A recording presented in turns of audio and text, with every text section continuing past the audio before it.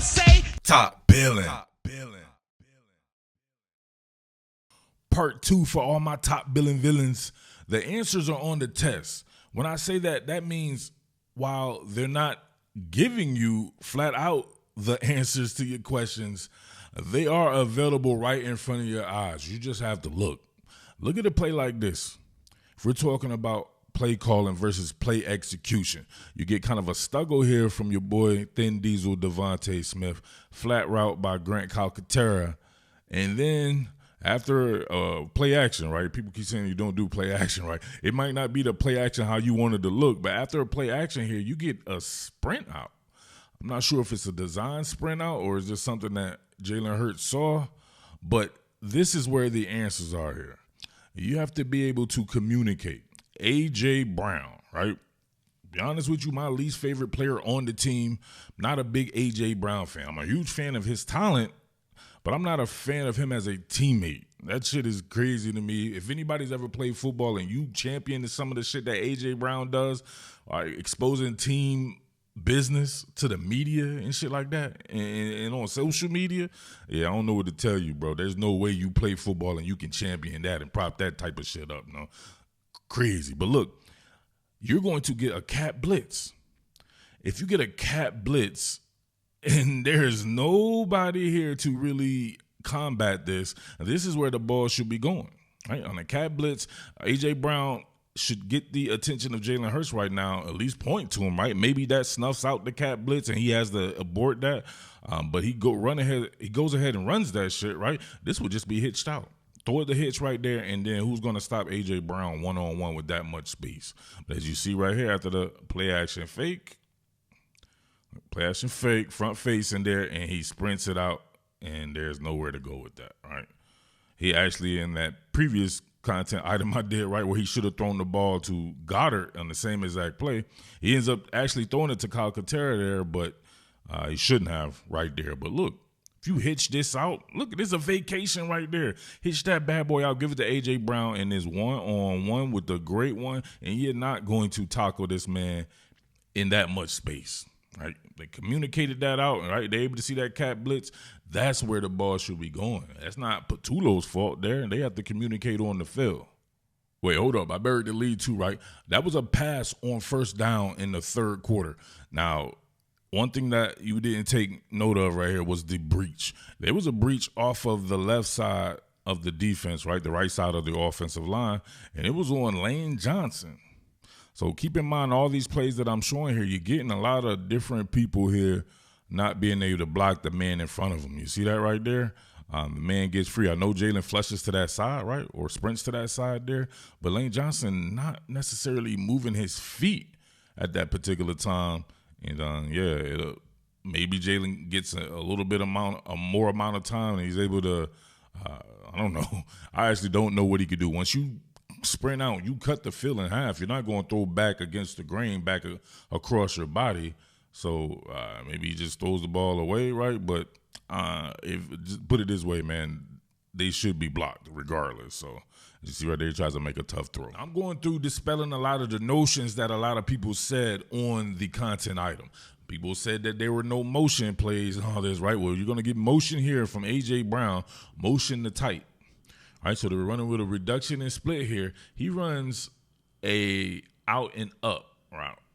But I want you to look at the effort put into this route and tell me if that's a route that's supposed to win, right? With them coming like this, right, you already know it's going to be some type of zone, right, or a zone within man principles because the cornerback is out here and Goddard is nub side, right? He's got a nub attachment here. Then A.J. Brown coming in motion.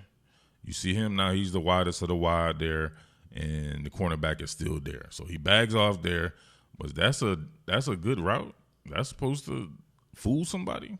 And Tampa has really good corners, right? Jamel Dean, that boy is the truth to me. He's always been that way, and super fast. They have Todd Bowles is going to have good defensive backs. That's just what it is, right? But we see A.J. coming off right here. Look at the full transition in this route. Look at this. It's kind of rounded off there. He barely looking, or he's looking, but that ain't going to sell nothing, right? sticks the foot in the ground. He's not getting into that shit, breaking down really, really hard, selling that out portion of the route, and then getting upfield. The cornerback's able to stay on top of it right there, and then there's really nowhere to go with this. And Jalen has the force feed bull because he's going to cry and complain. That's just the method to the madness there, man. I can't stand that aspect, and I actually think it makes in an untenable situation on offense when you have somebody that demonstrative to your franchise quarterback. I don't know. I just don't see the benefit of that, even with how great of a player that he is. Play calling versus play execution. Inside zone. People say, why keep running on the inside? Well, you're going to keep running on the inside because you want to tire a defense out, and that's not going to be done really with perimeter runs. Getting smashed in your face, getting your damn neck shortened, that usually tires you out. So that's just what it is. That's just the essence of football.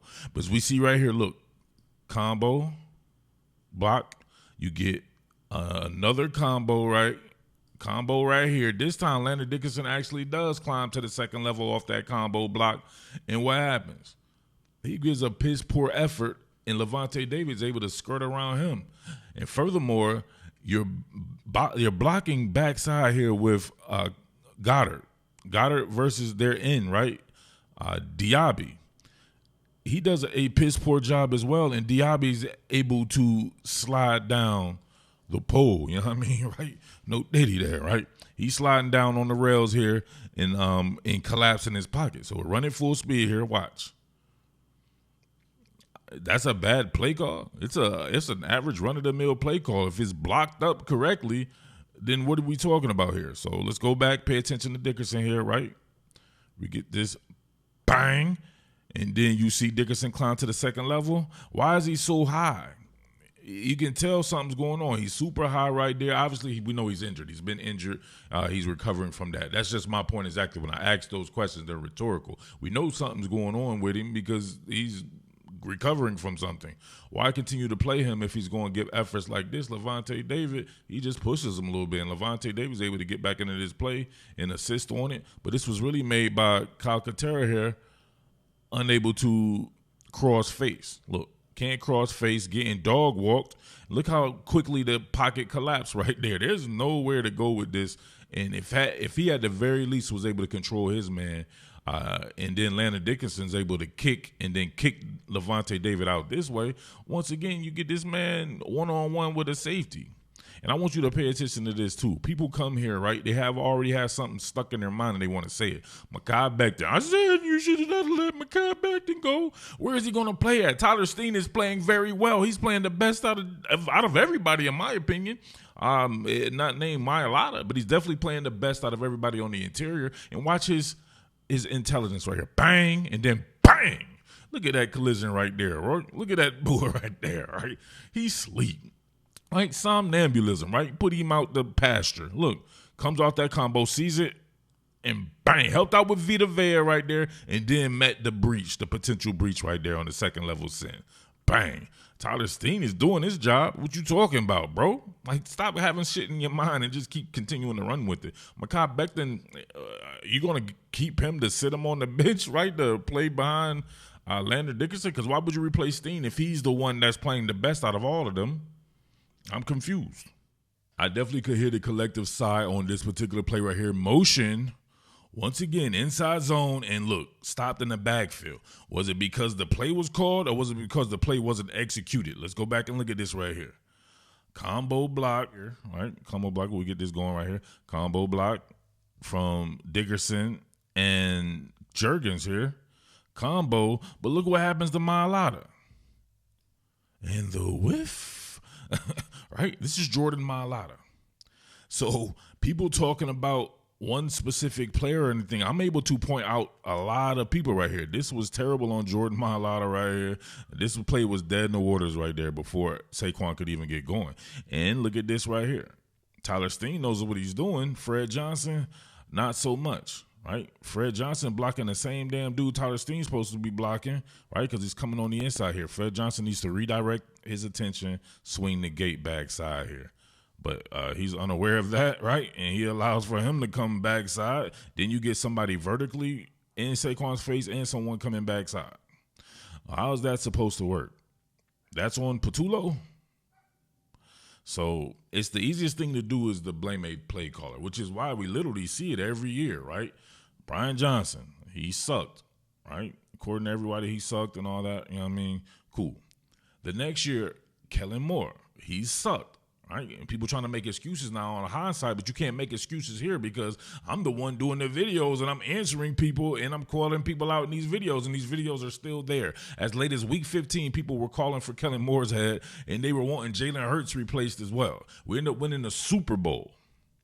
It's about execution. Last one here, we beating a dead horse, right? Just like you guys say Kevin Patullo was doing, but once again, inside zone, and it's not looking good, right? What are we doing here? You know why? Because there, once again, was a breach. I want you to watch Landon Dickerson here. Same cast of characters. Landon Dickerson, bang. Met that inertia right here. You can see him, man.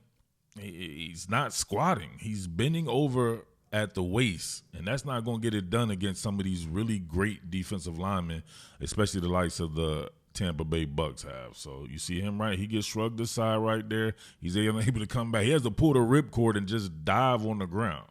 And look at that. And his man makes the tackle here, right? A lot of shit going on right here. Once again, people, Mekhi Becton, he ain't got shit to do with this. Once again, look at Tyler Steen. Steen be on his dean. Look at this. Bang. He's continuing to work. His man's not going to be anywhere involved in many other plays, right? And then just for measure right here, sit down, bitch. Bang, make a man touch earth. Right. Tyler Steen ain't playing that shit right there. What's going on with Fred Johnson in this? But as you can see, man, the blocking, which dovetails into this particular point that I've been trying to make now for 2 damn videos. This is very alarming to me. At our core, the Philadelphia Eagles want to run the ball and stop the run. It's that simple. But look at this right here, right? This is an alphabetical order right here. Let me show you something right here. Let's go by yards per carry, right? Look at this. You get some pretty gaudy numbers by some of these boys. The Browns, the Buccaneers, like I'm saying, right? The Bucs have a really good defense. They have a really good style. 3.3 yards per carry. That seems like what the Philadelphia Eagles should be doing, right? Where are we? Man, we were towards the bottom at 4.8 yards per carry, right? We're bringing up the rear with some weird teams like the Chiefs and all these teams, like the Dolphins and you know what I mean? The Bears. You shouldn't be anywhere near the Bears. Oh, what is going on right here? 4.8 yards per? What about the rushing? Oh, let's go by yards per carry. All right, you know how we get down. Oh, listen, this is, you saw this straight up, right? If I'm lying, I'm flying, right? Wallahi, I was going to be scrolling down. I thought we was going to be scrolling down at least to the middle pages. I just did this, all right? I didn't look at this before. We are 4th from the bottom, 3.5 yards per carry. Run the ball, stop the run. We are doing neither. The fuck out of here, man.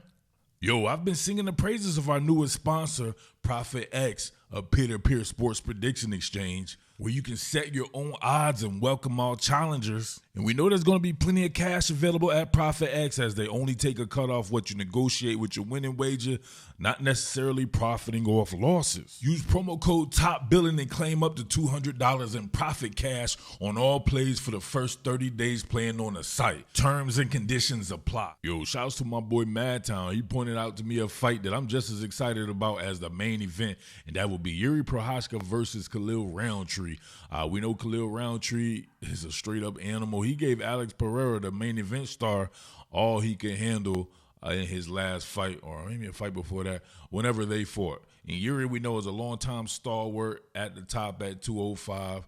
I see Yuri's actually the favorite here, which I'm not mad at. Yuri's the truth, no doubt about that. Has a unique style, very long cat. Khalil Roundtree is a straight-up dog, man, just for the simple fact, you know what I'm saying, of honoring this, baby. I wanna go ahead and put $100 to win 120 on my man Khalil Roundtree. We'll see how that shakes out. Prophet X, baby, make sure you're getting over there. What more can I say? Top billing.